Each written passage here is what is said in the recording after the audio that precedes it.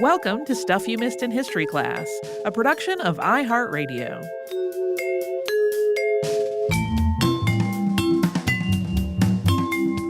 Hello and welcome to the podcast. I'm Tracy V. Wilson. And I'm Holly Fry. A while ago, long enough that I cannot find the message now, in spite of a lot of looking, we got a request to do an episode on someone called Dr. Anna. And after a little bit of digging, I pieced together that the person being referenced was Anna Pierce Hobbs Bigsby, which is sometimes misspelled as Bixby with an X. She is often credited with discovering the cause of milk sickness, but then her discovery was totally overlooked by the medical community. She came back to my attention recently after I read an article on this that I found really frustrating, and we will get to why I found it frustrating, but basically I got real fired up about it, and I moved her up to the top of the list, and then during research, I found a whole other layer of stuff to be frustrated about, and we will get to that too. So today, this episode is divided roughly into 3 acts. First, we'll talk about what milk sickness was, since most people are not likely to have had any experience with it today. Then we'll take a look at how the medical understanding of milk sickness progressed through the 19th and early 20th centuries. And then we'll finish with a look at this woman who became known as Dr. Anna. And that part is going to go in a somewhat different direction from most of our episodes. There are a lot of illnesses that can be transmitted through milk, especially unpasteurized milk. Earlier this year, we talked about outbreaks of scarlet fever that were connected to milk in the 19th century. And prior to the widespread use of pasteurization, people contracted diseases like typhoid, diphtheria, bovine tuberculosis, and various gastrointestinal illnesses, all from milk. But milk sickness doesn't come from a microorganism. It is a type of poisoning. At least 2 different plants are believed to cause this type of poisoning. One is white snakeroot, which is also called richweed in some older texts. This is a perennial plant that grows to about 5 feet or 1.5 meters tall. It blooms in the late summer and into the fall with clusters of fluffy white flowers. This plant is native to the eastern half of North America, like all the way to Texas is on the far western end. It likes the shade, so a lot of the time it's found along the edges of woodlands.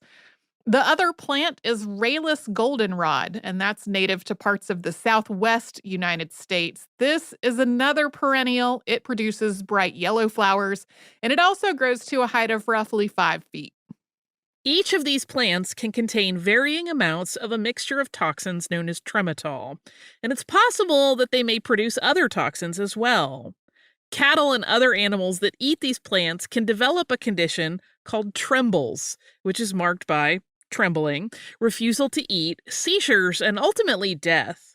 It's generally believed that lactating animals are less affected by these toxins because they excrete them in their milk before they can do a lot of damage. But that means that their nursing young ingest the toxins, as do any humans who drink the milk or eat butter or other foods made from it. There are also some reports of people and animals getting sick after eating the meat of an animal that died of trembles or was slaughtered after showing symptoms, but that is not as clearly documented. In humans, milk sickness was known by a lot of different names in the 18th and 19th centuries. That included milk sick, slows, staggers, swamp sickness, river fever, and sick stomach. The condition is a form of acidosis, and it causes tremors, muscle pain, weakness, loss of appetite, vomiting, constipation, and eventually coma and death. So, very like the symptoms of trembles. This also causes a person's breath to have a very distinctive acetone-like odor. These same symptoms can also result from diabetic ketoacidosis, so especially before insulin was isolated and used as a treatment for diabetes, doctors could sometimes misdiagnose diabetes as milk sick or vice versa. But unlike diabetes, milk sickness often struck entire families or even whole communities all at once, because everyone was getting milk from the same cows. Numbers are really impossible to verify at this point, but in some parts of the United States, milk sickness was probably a leading cause of death in the 18th and 19th centuries. Sometimes milk sickness was such a recurring or traumatic issue in an area that places were named after it, like Milksick Ridge and Milksick Cove. Whole communities sometimes broke up and moved because it wasn't clear exactly what was going on, but something was killing people and livestock, and there was no clear cause and no effective treatment. At the same time, it took a while for milk sickness to really get the attention of doctors and medical researchers. A big reason was that it just was not very common in more populated areas, and especially not in major cities. Like cows living at a dairy farm, grazing in cultivated pastures, or being fed hay or silage were not likely to eat a bunch of snake root from the edge of a woodland. If one of them did, her milk was mixed in with the milk from a lot of other cows before it was sold, so any toxin that it may have contained was diluted by the time the milk got to customers. So, all that meant the people who were most likely to develop milk sickness were the ones living in more remote, less affluent areas. People whose cows had to forage whatever they could find and weren't necessarily being kept in an enclosed, cultivated pasture. Milk sickness outbreaks tended to be worst in times of dryness or drought when other plants died and cows had to graze farther afield to get enough to eat. Although dairy cows often survived after eating these plants because the toxins were coming out in their milk, a lot of other livestock animals didn't. So it wasn't unheard of for outbreaks of milk sickness and trembles to strike at the same time, sickening and killing members of the family and the animals that were critical to their livelihood in the middle of a drought when food and water were already scarce. This also means that milk sickness was a disease that was directly tied to the United States' westward expansion and the forced displacement of indigenous peoples from their ancestral homelands. Homesteaders and other new arrivals tried to turn forest into farmlands, and their grazing animals ate plants that they would not have encountered otherwise. In particular, milk sickness struck most often in the Midwest and the Upper South. The first written reports of what may have been milk sickness date back to before the Revolutionary War in North Carolina. Then in 1809, physician Thomas Barbie published a description of what sounds like milk sickness in a piece called Notes from Cincinnati. An anonymous 1811 report references Barbie's piece and also the experiences of two people, Alexander Telford and Arthur Stewart, both of whom lived in Miami County, Ohio. According to this piece, Telford's family had been too sick to milk the cows, leaving the calves to drink the milk themselves. The calves, which had previously been healthy, all died. The family recovered, and keeping the cows in a cultivated pasture seemed to solve the problem. Both Telford and Stewart's children had also immediately vomited after drinking the milk, and their subsequent illness had been less severe than their family members who had drunk the same milk but had not thrown it up. Telford's horses had also died after he left them to feed in the woods, but the two horses he kept out of the woods were fine. The author of this piece also noted that dogs seemed to be immune to this condition unless they ate the meat of an animal that died of it, and also noted that unlike most other epidemic diseases, milk sickness didn't seem to cause fever or chills. Based on all of these details, the writer concluded that the culprit was a plant that the cows were eating. The piece ended, quote, "Should the present opinion be confirmed, the discovery may be regarded as one of considerable importance. It will at least rob the disease of half its terrors and render it no longer a stumbling block to emigration. It will point out a certain means of prevention and inspire a well-grounded expectation of a total extinction of the malady in a few years. It would be an object of great curiosity, and probably of utility also, to discover the plant which possesses such active qualities. One of the modes in which this inquiry might be conducted is an examination of the contents of the stomachs of those animals which die suddenly. Should such a discovery be made, it is hoped that a specimen of the plant, with any information that may be collected concerning it, will be put into the hands of a proper person, that physicians and botanists generally may become acquainted with it." This piece was titled Disease in Ohio, Ascribed to Some Deleterious Quality in Milk of Cows. It was printed in the Medical Repository, which was the first medical journal to be published in the United States. And while the author didn't know which specific plant was causing this poisoning, otherwise, this article was mostly correct. This apparently, though, did not spark a widespread effort to try to identify the plant that was causing this illness. And we'll get to that after a sponsor break.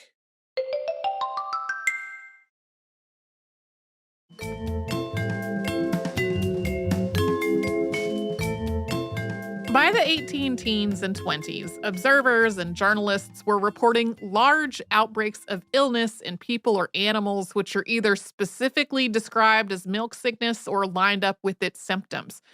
For example, in 1818, a farmer named William Fox described hundreds of cows being sickened by an unidentified herb that had been found growing in their pasture near Old Vincennes, Indiana.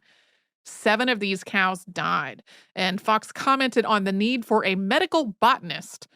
While Fox was not the first or last person to connect this condition to a plant, other people also pointed to a range of other possible causes, including miasmas or bad air, which were still being blamed for causing illnesses before the development of the germ theory of disease. One of the most famous victims of milk sickness died in 1818. Nancy Hanks Lincoln, mother of Abraham Lincoln, who died on October 5th of that year. There's some disagreement about this. Some sources conclude that she died of tuberculosis or some other condition. But Nancy Hanks Lincoln was one of several people in the area around Pigeon Creek, Indiana, who died around the same time. This is sometimes cited as one of the reasons the Lincoln family moved from Indiana to Illinois. In 1823, Stephen Harriman Long led an expedition up the Minnesota River and encountered several communities that had been stricken with an illness, including some deaths, that locals believed had been caused by milk. 4 years later, Thomas L. McKinney, superintendent of Indian Affairs, tried to get milk for his camp on the Mississippi River about 18 miles north of St. Louis. He was told that people in that area stopped drinking milk after a certain point in the spring and also tried to wean their calves because later in the year, something in the milk made people sick.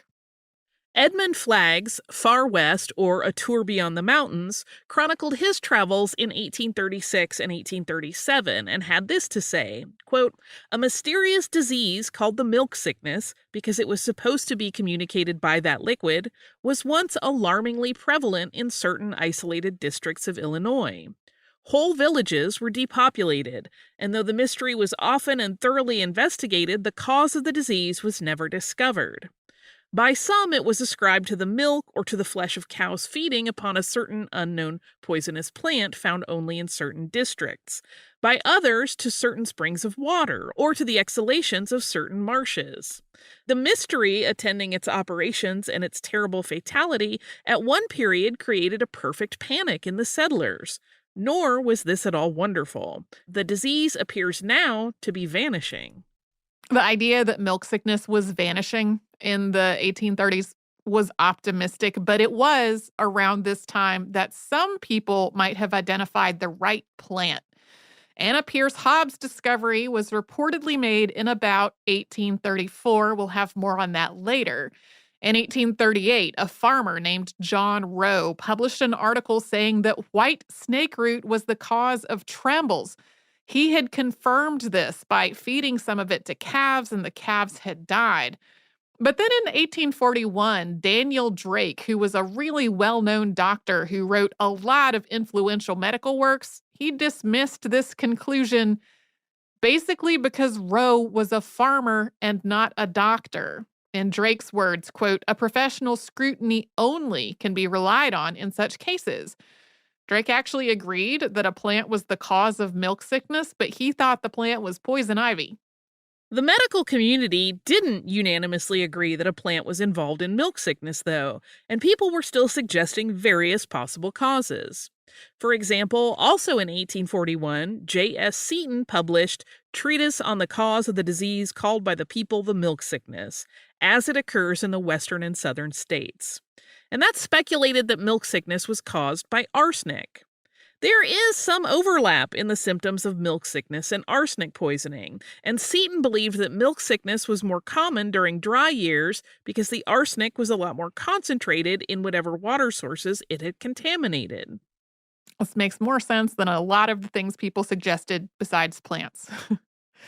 Dr. F.R. Wagner also wrote on milk sickness in 1859, quote, "A certain species of vegetable, it not being known, abounds in the woodland and is matured by the later months of summer or first autumnal, at which season of the year the grass of the prairies becomes dry and tough, when the cattle resort to the timber for sustenance, feeding upon it, and as the cow brute is very susceptible to its toxical influence, often sicken and die, while others, perhaps eating a less quantity, pass the season without ever showing signs of being poisoned by it.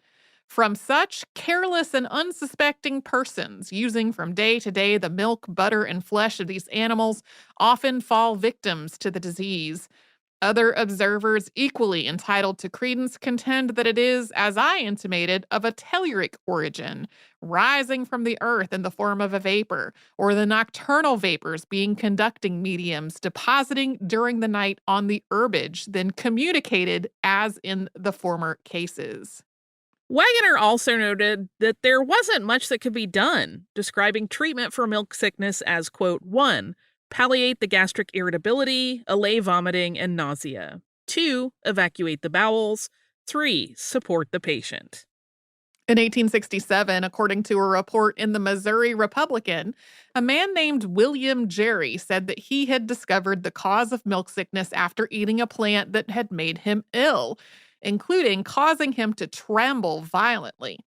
According to this report, he had planned to feed this same plant to cows to see if it had the same effect, with the hope of claiming a reward that the legislature of Illinois had offered a few years previously. Illinois and Kentucky and possibly some other states offered rewards to anybody who could really prove what was causing milk sickness.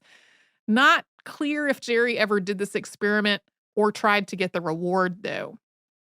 As the germ theory of disease became more widely accepted later in the 19th century, some researchers concluded that milk sickness must be caused by a microorganism.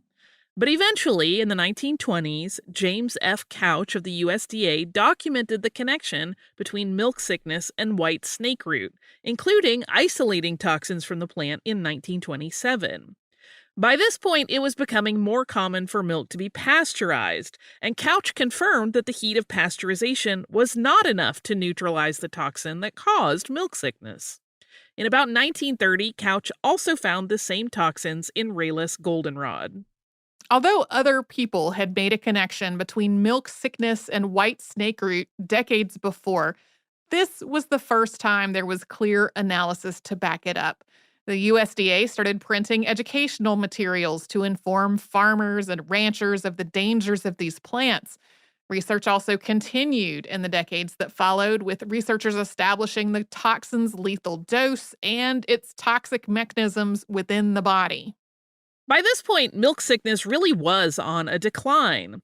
Less because people knew to keep livestock away from these plants, and more because dairy cows were generally not as likely to be grazing outside of cultivated pastures. Even so, the last reported cases of milk sickness in the U.S. were diagnosed in 1963. 2 babies living near St. Louis had developed acidosis from an unknown cause, and they were successfully treated with an intravenous bicarbonate to lower the acidity in their blood. They had already recovered when an older doctor who had seen cases of milk sickness many years before made the connection. It turned out that the babies had been given milk from a farmer whose cows had been freely grazing in an area where snake root was growing. Reports of animals dying from eating snake root continued up until at least the 1980s. So, what about this Dr. Anna? We will get to her after a sponsor break.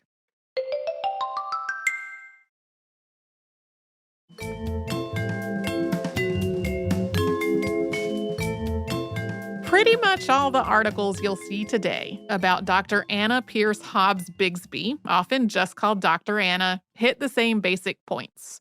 They usually talk about how she was born Anna Pierce, somewhere in the eastern United States, maybe Philadelphia. and her family later moved to Rock Creek, Illinois. Before her first marriage, she decided to go back east to study medicine in Philadelphia, but at that point, medical education wasn't really accessible to women. The first woman to earn an MD in the United States was Elizabeth Blackwell, who we have covered on the show before in 1849. So, according to these articles, Anna Pierce studied what she could, reportedly taking courses in midwifery, dentistry, and nursing, although there aren't any written records of this. That makes Dr. Anna an honorary title, but if she really did have training in midwifery and dentistry and nursing, she would have been at least as well trained as a lot of other people working as doctors in the 1830s, if not more. The field of medicine was really not very standardized yet. No. To continue the recent article recap, when Pierce returned to Rock Creek, she was the only person in the area who had formal medical training. Not long after returning, she married Isaac Hobbs. She started trying to figure out the cause of milk sickness after her mother and sister-in-law died of it. She thought it might be caused by something the cows were eating that was showing up in their milk, so she started following them and collecting samples of what they grazed on. So, those same points show up in a lot of articles. In the words of Mrs. Sidney Snook Heyman in History of Hardin County, Illinois, written for the Centennial, which was published in 1839, quote, according to her carefully kept diary, the source of the milk's poisoning was finally discovered after a strange fashion. That strange fashion was that Hobbs met an indigenous woman in the woods who identified the plant for her. So this woman's name is not recorded anywhere, but some articles explain her presence in the woods by saying she had been displaced when the Shawnee were removed from Ohio following the Treaty of Wapakoneta, which the Shawnee living in Ohio were forced to sign on August 8th, 1831. This treaty made it sound like this removal was the Shawnees' idea, describing their, quote, perfect assent and, quote, willingness and anxiety to remove west of the Mississippi River. That was blatantly untrue. So Heyman's account in the History of Hardin County went on to say, quote, Dr. Hobbs took the woman into her home and learned from her the cause of the deadly milk plague. Aunt Shawnee, as the Indian woman became known in the community, went with Dr. Hobbs into the woods and showed her the herb, the poisonous snake root, which they believed caused the cattle disease. For many years after that, according to tradition, every fall, the boys and men of the community, armed with hoes and knives, trooped through the forests to destroy the root. Its eradication stopped the plague, but not before it had ruined, in large measure, one of the most promising of the county's pioneer industries.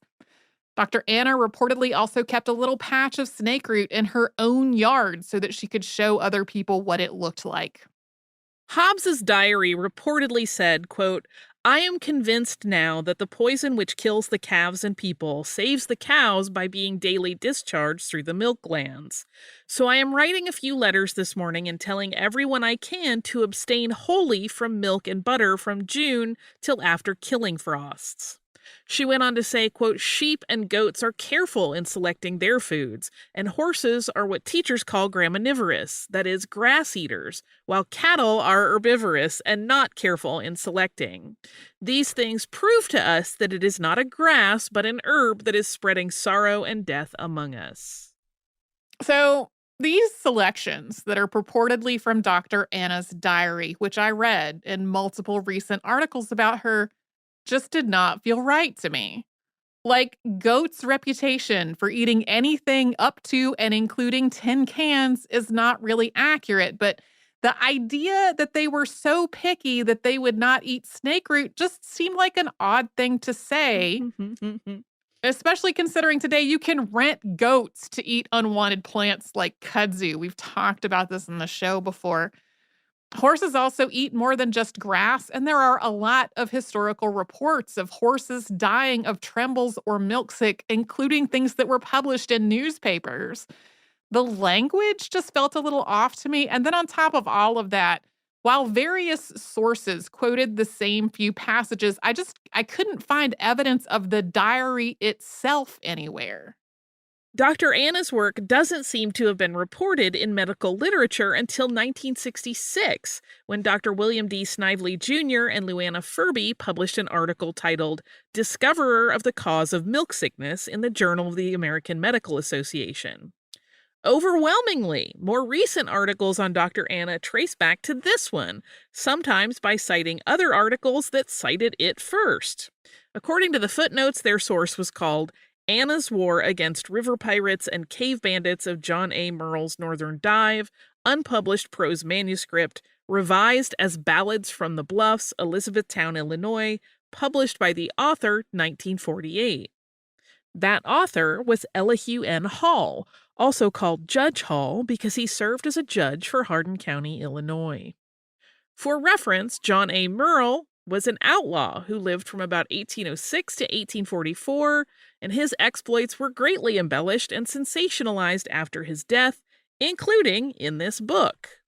This footnote also struck me as odd. Among other things, why? I would go so far as to say, why in the world were they using an unpublished book called Anna's War Against River Pirates and Cave Bandits of John A. Murrell's Northern Dive as a reliable source of historical information in a JAMA article? Tracy could not find a scanned copy of Ballads from the Bluffs, but she did get a scan of Anna's War, thanks to Aaron Lysick, research specialist at the Special Collections Research Center at Morris Library at Southern Illinois University. The title page of Anna's War describes it as a romantic story, and its preface acknowledges that elements may seem superstitious or impossible. The Illinois State Historical Society published a review of its successor, Ballads from the Bluffs, in 1948, which describes that book as, quote, adventure stories, romances, and folklore dealing principally with characters in Ozark Bluff country of southern Illinois. According to rare book sites that previously had copies for sale, the title page of Ballads from the Bluffs reads in part, quote, a prehistoric and historic romance dealing with Aboriginal and later races who lived in the Ozark Bluffs and mountains, and it is written down to the days of the bloody-handed and wicked river pirates and cave bandits fought by brave, blue-eyed Anna. Sigh. So none of this suggests that either book should be uncritically read as any kind of straightforward fact. So if you're thinking, wait, didn't y'all read from the History of Hardin County, Illinois by Mrs. Sidney Snook Heyman a few minutes ago? That seems like maybe a more definitive source than a book of adventure stories and romances. And yes, we did read from that earlier. Mrs. Sidney Snook Heyman was a member of the Hardin County Historical Committee, and another historical committee member was Elihu N. Hall, author of Anna's War Against River Pirates and Ballads from the Bluffs. Heyman was assigned to write the agriculture section of History of Hardin County, and that was not something that she knew anything about. She included the story of Dr. Anna based on information that Hall gave to her, and he gave her that information with the express hope that it would be part of her write-up. Elihu N. Hall also lived in Rock Creek. He was born in 1870, which was the year after Dr. Anna died, and he died in 1957. He claimed to have her journal and the journals of at least two of her relatives, and to have heard stories about her from people in the area, which he used to write these books. So Anna Pierce Hobbs, as she was in this story, later Anna Pierce Hobbs Bigsby, was definitely a real person. Among other things, she and her relatives and descendants show up in various census records. I think there are descendants living today. I'm so sorry if I have offended you. It is likely that at least some of this story about her is true, like that she was a midwife and was really dedicated to helping her community. It is also possible that an indigenous woman told her about white snake root and that she took steps to try to eradicate it from around Rock Creek decades before the USDA confirmed the cause of milk sickness. But a lot of Hall's writing about Dr. Anna is incredibly dramatic. The title of Anna's War Against River Pirates and Cave Bandits of John A. Murrell's Northern Dive kind of speaks for itself. Dr. Anna is written as a larger-than-life folk hero, angel of the Ozarks, a praying doctor, and a teacher who worked miracles, evading outlaws at some points and converting them to upstanding Christians at others. There is a cave of hidden treasure. There is a daring leap from a cliff to escape her murderous second husband, Asen Bigsby, who she married in 1847. In this story, Bigsby starts a fire to try to flush her out, but the fire is extinguished by a very well-timed storm. Basically, this manuscript reads like a sensational novel, and the milk sickness story is part of one of its 38 chapters. So I decided to do this episode because I was really frustrated by an article I read recently that was titled, "How an 1800s Midwife Solved a Poisonous Mystery."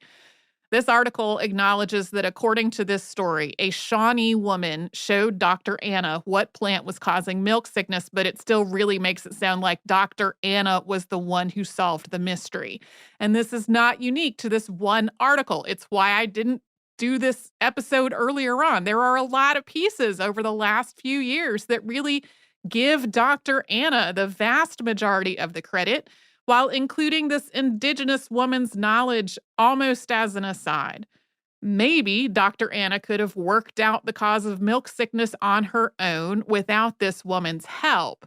But while there was disagreement about the cause of milk sickness, people had been connecting it to plants almost all the way back to its first descriptions in writing. And according to this story, it was the woman known as Aunt Shawnee, not Dr. Anna, who made the connection to which specific plant. So I expected to be focused in this episode on the way this Indigenous woman's involvement has really been minimized and overlooked and erased in so many articles. I did not expect that I would wind up questioning whether this entire account was genuine. And we want to stress that it is completely understandable that people, especially non-historians, have used this JAMA article as a source and taken its accuracy for granted, or have taken for granted that articles citing it are accurate. It is a peer-reviewed medical journal. That's the kind of thing we would normally point to and say, that's a good source. Right. But once you start looking deeper into this, it really starts to unravel. When I was trying to find the original manuscript this story came from, I emailed the Special Collections Research Center at Southern Illinois University to ask if they really did have it, since some of my sources suggested that they did, but I couldn't find it in their online search tools. The first person who got back to me was University archivist Matt Grozowski, who sent a PDF of some papers from the collection of historian John W. Allen. This PDF included research compiled by a man named Norman Farrell in 1967, and this research echoed a whole lot of my questions about this manuscript and Dr. Anna and her diary. Based on his own research, Farrell had concluded that there was no diary and that Hall had made it up.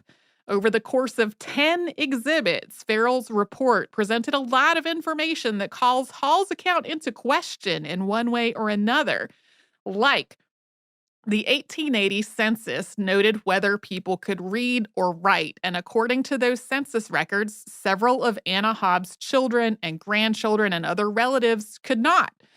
I also found reference elsewhere to an 1866 legal document that described her as a midwife, which she signed with an X rather than signing her name, which would suggest that maybe she couldn't read or write. So, did she really have formal training in Philadelphia? If she did, doesn't it seem like she would have made sure her children learned to read? Farrell's exhibits also made the connection between Hall's work and the passages on Dr. Anna that were included in History of Hardin County, including correspondence which it made it clear that Hall wanted her to include that story in her agriculture section. Farrell also pointed out a number of factual discrepancies within Hall's account as well, and traced multiple parallels between Dr. Anna and Dr. Elizabeth Blackwell, concluding that Hall may actually have based his description of Anna on Blackwell. To be fair, though, you could point out similar parallels to a number of other 19th century women we have covered on this show. Some examples of discrepancies between Hall's work and what we can substantiate about Dr. Anna from other sources. Hall makes it sound like she and her family came to the area from Virginia when she was a teen. But according to marriage and birth records, she was born in Tennessee, got married there, and had children before moving to Illinois as an adult. Hall also makes it sound like her first husband died the winter after the source of milk sickness was discovered, but Isaac Hobbs seems to have died in 1845. Hall claims that Dr. Anna coined the word milk sick, but it had been in use for at least 2 decades before this could have happened. And he describes her children as school-aged when her first husband died, so after his death, she kept herself busy teaching them. But according to various birth and death records, those children would have been between the ages of 14 and 25 in 1845. That also circles back to that question of whether or not they were literate. So those are just a few examples, and you may have noticed that some of these contradictions also contradict our description of recent articles on Dr. Anna from the beginning of this part of the episode. On top of all of that, introducing Norman Farrell's report was a letter written to historian Lowell A. Derringer in 1967, recommending that this report be presented to readers of Outdoor Illinois, where Derringer worked. This letter, recommending that Norman Farrell's work be published in Outdoor Illinois, is by Dr. William Snively Jr., co-author of the Journal of the American Medical Association article on Dr. Anna that had been published the year before. In this letter, Snively says he's not ready to rule out his previously expressed conviction that Anna Pierce Hobbs discovered milk sickness, but, quote, there are so many assertions in Hall's writings that have proved to be false that one is justified in looking with suspicion upon everything he wrote. In this letter, Snively also mentioned an effort to seek out descendants of Anna Pierce Hobbs to see if anybody had any stories about her that did not come from reading the work of Elihu Hall. I don't know what the results of those efforts were or what other correspondence there may have been around this whole subject in the late 1960s, but there are just some really big question marks here. And we should also take a moment to note that the idea that Dr. Anna's search for the cause of milk sickness happened around 1834, making her the first to identify it, came from Snively and Furby's 1966 JAMA article. In Snively's own words, that year is his contention based on the quoted diary passages and, quote, various contemporary events. That year isn't actually documented in primary sources, making the idea that Dr. Anna was the first person to pinpoint the cause of milk sickness even shakier. Also, Snively and Furby published another article in JAMA in 1969 about the research that went into their book, Satan's Ferryman, A True Tale of the Old Frontier, in which they specifically describe Anna's war against river pirates as mixing fact and fancy with no indication of which is which, making it not reliable as a factual source. They don't really acknowledge there that they cited it as a factual source in a different article 3 years before. Also, Southern Illinois historian John W. Allen, whose papers this correspondence came from, wrote a column about Dr. Anna in 1957 that was reprinted in a book called It Happened in Southern Illinois in 1968. I had actually found that collection before getting in touch with the folks at Southern Illinois University. Like Snively and Furby, Allen draws from Elihu Hall's work, but he uses a lot of language like story and legend and tradition tells us. He doesn't specify a year or try to claim that Dr. Anna was the first person to make the connection between milk sickness and white snake root. And he also ends by saying of all the lore around Dr. Anna, quote, there is enough of the imaginary to create a supernatural air. I feel this is the more appropriate way to discuss material that came from this book than to have a glowing article saying this is the person who definitively discovered a thing. And just as one final note, If you happen to have white snake root growing in your yard, you do not need to go pull it all up unless you have grazing animals that could eat it. Among other things, in eastern North America, it is a native plant that blooms later than many other flowers, so it's an important late-season food source for bees and other pollinators. Just do not eat it or feed it to livestock. It does spread its seeds similarly to dandelions, though, so keep an eye on that. So, yeah, we'll have a lot more to say the behind the scenes, I think. Oh, do you have listener mail in the meantime? We do. So first, a quick note from Christy in our Unearthed Part 1, July 17th episode. We talked about Carousel being restored by Carousel Works in Mansfield, Ohio. And I could not remember who sent us, someone had sent us a letter previously who talked to us about restoring carousels. And I could not put my hands on that email. And so in this note, Christy noted, yes, indeed, that is where that person worked. We actually included their email in the Saturday Classic on carousels that we ran in January of 2022. As soon as Christy said this in this email, I was like, oh yeah, obviously I remember that now. That was not the full email, but I wanted to note that part. Thank you so much. And thank you for a very adorable dog picture. 2 little dogs who are crying because they want to go for a walk. They're so sad that they are not yet on their walk. I mean, the way they're tortured by the withholding of walks. The withholding of walk. I also got a note from Linda who wrote to say, hi, Holly and Tracy. While visiting family in Michigan, we decided to go to Greenfield Village. In case you're not aware, the village is comprised of historical buildings and homes. Henry Ford moved into one property and is now a museum. Exploring the grounds, we saw many connections to past episode subjects, from Henry Ford himself in the rubber episodes, to the Wright brothers in the history of flight, to Thomas Edison in the current wars. However, the reason I'm writing is that Noah Webster's house is on the grounds. I messily recapped the dictionary wars for my husband and even caught the interest of my daughter, momentarily distracting her from the search for ice cream. Attached are pictures with my daughter in front of the house, Webster's library, and a copy of his famous dictionary. I look forward to every episode, and an additional benefit of being on vacation is knowing I'll have several episodes in the queue to catch up on. Thanks for all the years of entertainment, Linda. Thank you, Linda, for this email and these pictures. I don't think I knew that Henry Ford moved a bunch of historical homes to one property. Wow, that's fascinating. I definitely did not know that there was a Noah Webster house in Michigan, because there is also a Noah Webster house, which is his birthplace, in Connecticut. Yeah. So it's like, this is the house that he lived in later on and wrote the dictionary in. The Connecticut one is the one he was born in. So thank you so much, Linda. If you would like to write to us about this or any other podcast, we're at historypodcast at iHeartRadio.com, and we're all over social media at Missed in History. I keep saying that, but now there's more social media than there were before, and we're not on any of the new ones yet. So you can still find us at facebook.com/missedinhistory, and I guess on the website formerly known as Twitter. And you can send us an email if you like at historypodcast at iHeartRadio.com.